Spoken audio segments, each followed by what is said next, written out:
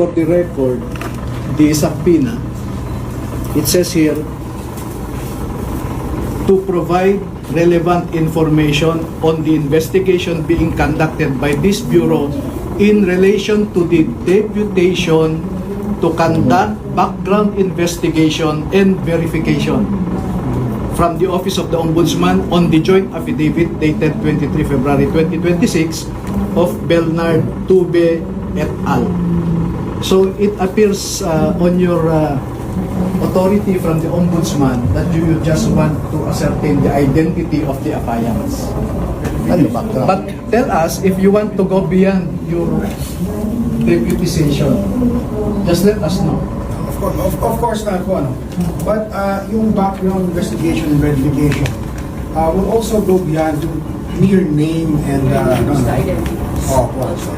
So we will have questions for them pertaining to their background. So you are no longer limited on the ascertainment of the identity of the 18, but you would want to dwell on matters raised in their sworn statement. Definitely, So that's your direction. we will be limited to that only. Which We one? will be limited to the sworn affidavit submitted before the Ombudsman. Yes, that's my Will you problem, be ma'am. allowing us to do that? Objection po doon. Oh, no. Ang worry namin is your authority as deputy of the Ombudsman. Right? Nasa inyo. But if you want to dwell beyond the identity of the affiants, then let us know. Yeah, we are letting you know now. Diba? Because if you want to interrogate them with respect to their affidavit, I am on the single lawyer for the 18, and you will now dwell on their constitutional right to be assisted by counsel of their choice.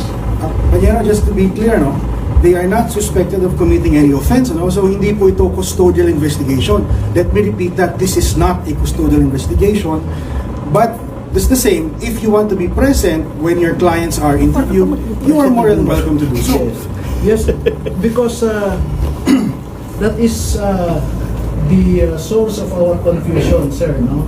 Because no less than the head of your office is ubiquitous in media, already saying that 4 of the people are not in fact Marines, 8 of them were not in fact employed by Saldico, and he even said a lot more.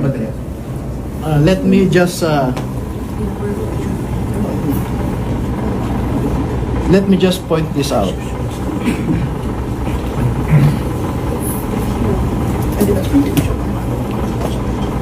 Okay, these are the pervasive assertions of the NBI director. 14 Marines, there are only 14 Marines. The rest are not. That's his allegation already. And he is citing intelligence information given to him. He also said there was a general belonging to class 75 of PMA who recruited this 18, and they were only employed for 2 years. But we are ready to prove that one of them had been working with Zaldico for 9 years, a lot of them for 7 years, 5 years, 3 years, no? And then he even implied something venal or something corrupt on this 18. He said, these 18 have executed their affidavit because of economic reasons. Na wala daw silang trabaho at wala silang kita, hirap sa buhay. Next, may sinabi pa siya na we verified the flight detail of airtaxi.ph, and according to the certification given to us, there was no flight to Ilocos Norte between 2023 to 2025. But the affidavit says it was in 2022. Why did he skip the 2022? So, I think the director, and I'm sure you will follow what the director is saying, because I know Attorney Raimundo, that you are very close to the new director. Okay? Sir. No. Let me just finish. No? So my concern as a party involved here is that you subpoenaed us to ascertain the identity of the 18. Now you are telling us you want to go beyond the identity of the affiants. So, under what authority are you trying to do that? Because you are limited by the deputation by the Ombudsman. And if you want to get into the details, the Ombudsman already sent me a letter requiring us to perform a positive act of supplying additional information, etc., etc. So, my worry now is, Ombudsman will conduct a factual investigation. NBI will also conduct its own factual investigation that is beyond the deputation of Ombudsman.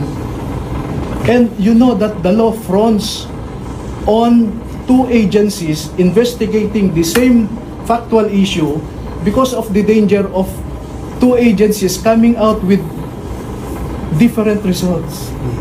That is what the law prohibits. So that's why, with due respect, sir, Attorney Raimundo and ma'am, no? Let us limit our exercise now to conform with your subpoena. But if you want to dwell further, send us the proper subpoena so that we can also bring the affidavit, the pictures or videos attached to that affidavit, and some other evidence that you may require. But for now, I'm afraid that we cannot provide any answer to you that is beyond the identity of the 18. Thank you po. Thank you. Are you finished? Sige, let me just respond briefly. Ma'am, may I just make a manifestation so you can respond to both of us Okay. at the same time? Go ahead. Attorney Raimundo, we are here lest anyone think that we have something to hide. That's why we are refusing. Let me give you the context. We are here out of respect to the National Bureau of Investigation as an institution. Thank you, sir. Nanggaling din po ako rito, the NBI is composed of men and women of high professionalism, integrity, and probity. However, due to political appointments at the very top, nawe-weaponize at nami-misemploy ang powers ng NBI, which is a highly revered institution. Ngayon ko lang nalaman kay Attorney Baligod na meron na palang subpoena o letter na inaanyayahan itong 18 na imbestigahan doon. This reinforces my belief na itong subpoena na ito at yung subpoena roon, dala-dalawa. Kayo, deputize sila, yung main source of the power. I intended to harass and intimidate not only the 18 but my client and the other persons involved here as well. The fact that you are even telling us that they are going to be interrogated one by one in a room is already abuse, because the limits of your power are only within the four corners of your deputization, as Attorney Levy correctly stated, ascertain the background. Now, if you want to ask my client here about his background, and I believe his background is fairly well known, you ask him now.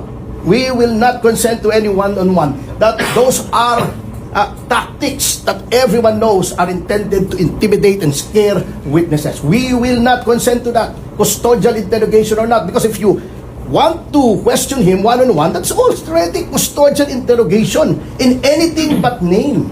Huwag na tayong maglukuhan, panyero. Tinatakot nyo lang kami. May question kayo, you are here. We are na. He's here now. You ask him. Tapos. Okay. Okay. Alright. Thank you. Sige. Let's respond to that. First off, let me just say na first of all, thank you for recognizing the integrity of the men and women in the NBI. So, you have our oath as lawyers and law enforcers that we are impartial. This is a fact-finding investigation. We will go where the evidence leads. Alright? Narinig na namin yan eh. Also, I just object to the use of the word interrogation. As I said earlier, hindi po ito interrogation. The individuals subpoenaed today are not suspected of committing any offense.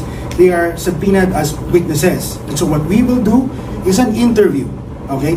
Now, we are interviewing them individually for efficiency, to save time. But of course, if Attorney Baligod so chooses, he can accompany the interviewees one by one. We just have to schedule it today. But let me just reiterate that, that we are impartial here. We are just following where the evidence will lead. Okay? So, about the deputization from the Ombudsman, siguro we would just disagree with your assertion na it's limited to simply the identity of the subpoenaed individuals. Hindi po, so the background investigation and verification includes the contents of the judicial affidavit, and other matters. So the NBI has plenary powers to investigate. We've been deputized by the Ombudsman to investigate, and we will do just that. But if you're telling us that you're objecting to answering questions that pertain to the contents of the judicial affidavit, and other matters, then that's noted po. But if it's still okay with you, we'll still proceed with the interview. And then if there are any questions given during the individual interviews that you object to, then you can say so. Overbroad. Sige, banat. That's my point, sir, Magluluhan tayo rito. It says your authority is to conduct background investigation and verification. So whose background are you trying to investigate? Isn't it that the affiant's background is the subject of the subpoena? Because you cannot conduct a background investigation on the facts alleged in their affidavit. It's just a wrong choice of word, if I may. No, but we are willing to answer your questions. No problem with that, sir. But as I said, I am also, as a lawyer, who believes in the integrity of the institutions that we must protect. What happens now if you will have your own factual report and Ombudsman will also have its factual report? We will submit our factual report to the Ombudsman. Exactly, sir. So why this duplicity in the exercise when Ombudsman itself also will conduct its own factual investigation? Sir, you're questioning the wisdom of the Ombudsman there, We are just following orders here. I'm We've been instructed to conduct these interviews. That's what No, we sir. will do. I think it's too far. A conclusion that I'm questioning the wisdom of the Ombudsman. What I'm just saying is, you sent us a subpoena, and we complied with your subpoena. We appeared here, believing that the purpose of the subpoena is to conduct background investigation. Had you informed us that you will dwell beyond the identity of the affiants, then we could have prepared also. Because I'm sure you will be asking, number one, where did these photos came from? Who took the photos? Where is the original of these photos is stored in your computer equipment, right? Those will be your logical questions. Number two, who recruited you to execute your affidavit? Do you want to answer that now? Okay? Yeah, we are ready. No? Number three, you would want to say, is there anybody, were you paid to execute this affidavit? Those will be your questions, diba? Who is now providing for your food, for your security, etc. Since when were you employed with Zaldico? Who is this general belonging to class 75 that director had been saying recruited you? We are ready to answer all of those. Ma'am, with So, due sir, respect. what do you suggest so we can proceed to that Those are point? good questions. Maybe you can answer now. Yes, I can. Oh. If you want. But So as what I do you said, suggest, ma'am, as What I do you said, suggest, sir? as I said, So at least we can come to an agreement. yes, they send us another subpoena so that, you know, you will be asking, where is the original of this picture? They don't have it with them because they were not told to bring it with them. We can always issue another subpoena. No? Just because we issue the subpoenas for today does not Yes. mean we're precluded from issuing That's right. one or two in the future. Exactly. Yes. So we can agree. For now, we can establish their identity. The director is saying 4 of them are not Marines. Are you ready with their identity documents, sir? Yes, even their serial number. All right. So That's good. yes, ma'am. So identity first, and then if you want to go further, send us subpoena so we can also be prepared to respond to your questions intelligently and promptly. Di ba? Kasi pag mag-question kayo ngayon, asan yung original nito? Eh, hindi namin dinala. Sir, what do you exactly suggest so we can come to that agreement? Okay, ma'am. The One. wordings, exactly. If you want, we can work it out.